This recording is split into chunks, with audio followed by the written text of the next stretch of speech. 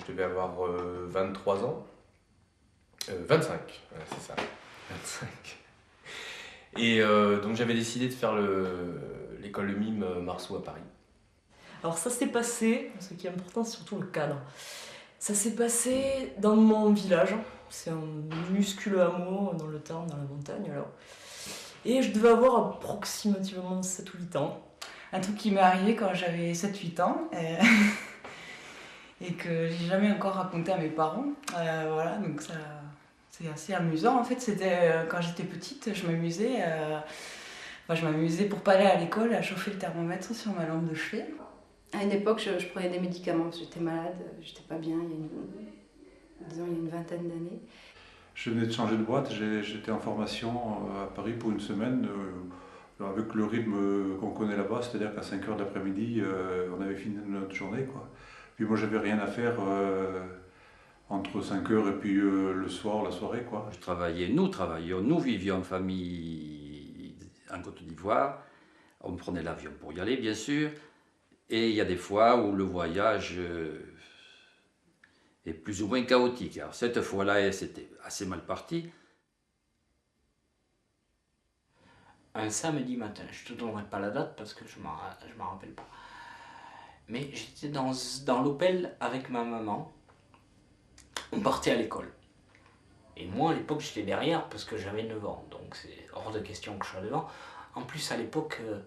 Sur ce modèle d'Opel-là, il n'y avait pas de ceinture. Et j'étais avec mon meilleur ami qui s'appelle Julien, qui avait à peu près le même âge à l'époque. Et on aimait bien aller se balader dans la forêt. J'aimais pas être dans l'herbe à l'époque, ça me grattait partout.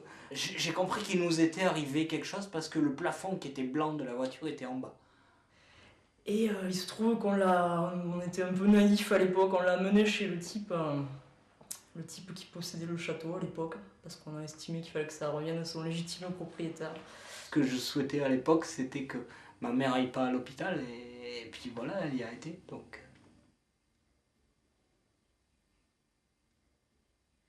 Et en fait, le fait, il est fini tôt, vers 7-8 heures. Le mois d'août arrive, il faisait très très chaud. Et vers 11h du soir, on cherche un peu de fraîcheur. Ben, c'était l'été, j'étais pieds nus, torse nu, en short, quoi. Et plein de sang coulait de pied à tête. Et on s'assied sur un banc à l'ombre et on attend un peu la fraîcheur. Et puis, ce jeune homme noir arrive. Il nous salue, comme il n'y avait personne d'autre, il s'assied à côté de nous.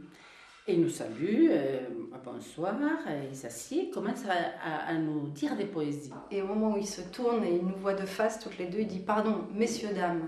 Il se lève, il se met en face de nous deux. Et puis, comme ça, de but en blanc, il se retourne vers moi et il me dit « Vous y étiez, vous, à Paris en 1920 ?» Il nous récite pendant, je ne sais pas, 3 quarts d'heure, peut-être plus, le temps passe vite quand on a du plaisir. Et ce jeune homme nous tend la main, nous dit au revoir, s'en va, et on ne l'a plus jamais revu. Il n'y a pas si longtemps que ça, j'avais envie de te raconter quelque chose dans lequel je suis actuellement, et qui me poursuit depuis des années, puisque c'est un travail que je suis en train de monter là. Cette dialectique de la rencontre et du regard qui soit à un moment donné de l'impatience de la part d'un des protagonistes. Il y avait une attente mais qui était pétrie de désir dedans, parce qu'autant Monique Castagnède, pour citer donc l'auteur... J'ai mis quelques mois avant de me décider à envoyer un courrier d'inscription pour les auditions. Et il aurait pu se passer la chose suivante, c'est que Monique, au bout de quand même 3 ans, 4 ans, où a duré le ping-pong et l'attente, tout ça... Encore un événement assez touchant et en même temps très troublant. En fait, j'étais en train de dire ça à sa fille. En fait. J'aurais aimé vraiment le rencontrer là, à ce moment-là et pouvoir lui expliquer que je désirais vraiment faire son école. Moi j'avais envie, mais c'était pas le moment et il n'y avait pas les conditions. Et bizarrement, le bon moment c'était peut-être celui. Et puis au moment des résultats, c'était négatif en fait. Donc, tout ce monde qu'il devait y avoir autour de ce monde Antigone était propice, c'était enfin peut-être qu'on avait porté le projet jusqu'au moment où il va maintenant naître. Voilà, voilà où nous en sommes aujourd'hui.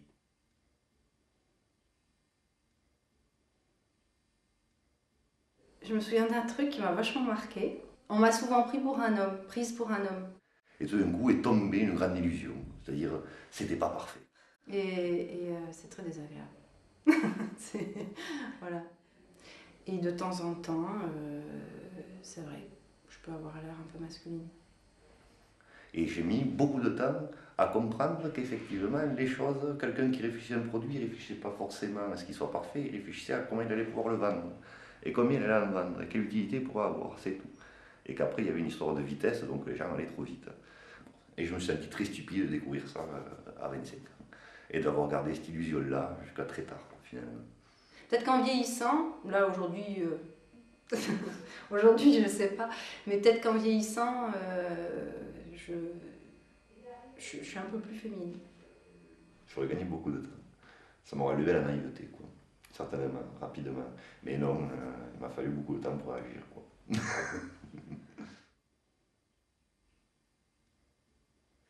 Ah ben, ça continue, ça dure. Ça fait 6 mois maintenant, tu vois, presque. Ah ben, tout. Il revient, il revit chaque fois qu'il arrive une couille maintenant, qu'il soit fatigué ou stressé ou quoi, ben, tous les endroits de l'accident, il revit, quoi. C'est les blessures, ça c'est incroyable, je trouve ça impressionnant. Que de manière que ça continue, ça poursuit, mais des mois et des mois après, quoi, t'as encore des séquelles, et c'est incroyable, quoi. C'est incroyable. Je parle au passé, là, en fait. Hein.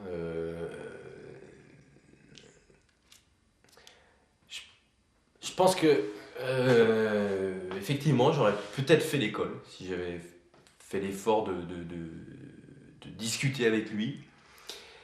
Et je pense qu'aujourd'hui, je serais un connard d'artiste parisien. Ça m'aurait vachement plu, quand même. Ça aurait pu mener, pas trop pour dire ma mort, mais vraiment une blessure monstrueuse, irréparable, quoi. J'aurais aimé qu'il soit là aux auditions, quand même. Voilà. Et il n'y était pas. J'aurais pu perdre mes chiens. Et ça m'aurait foutu un coup pas possible, quoi. Là, on s'est douté qu'il n'y avait plus personne dans la cabine de pilotage. Mais... Alors, sur le coup, ça me fait un peu bizarre, surtout que je sais très bien que j'ai fait toujours beaucoup plus jeune que mon âge. Ça a pris 8 jours après l'hôpital. Et j'étais bien dégoûtée. Et j'ai plus jamais refait le coup du thermomètre, évidemment.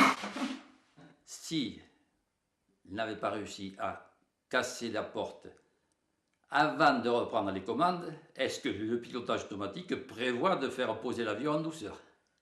Ou est-ce que l'avion est abandonné? Auquel cas, je n'aurais pas pu raconter l'histoire, peut-être. De manière générale aussi, je suis assez fier de mes réponses, mais alors celle-là en particulier, je lui ai dit non, je ne suis pas parisien. Ça aurait pu se passer autrement, j'aurais pu dire la vérité et j'aurais évité l'embrouille. Tout le micmac qu'il y a eu après l'hôpital, parce que j'en garde pas un bon souvenir. C'est qu'on s'est dit à partir de ce jour qu'on allait se payer le trajet en bagnole sur la piste, mais plus en avion, ça c'était sûr. Ouais, mais à partir du moment où, comme dans un film des frères Cohen, à partir du moment où le truc s'était enchaîné, quoi, ils m'ont fait des examens, ils ont trouvé que c'était l'appendicite, j'allais pas leur dire non, vous vous trompez, c'est pas l'appendicite. Voilà, t'as 7 ans, tu suis le truc, quoi. Tu vas faire tes prises de sang, et puis voilà. J'aurais bien aimé, mais bon, c'est vrai que je suis très jeune, donc c'est un peu juste quand même, quoi.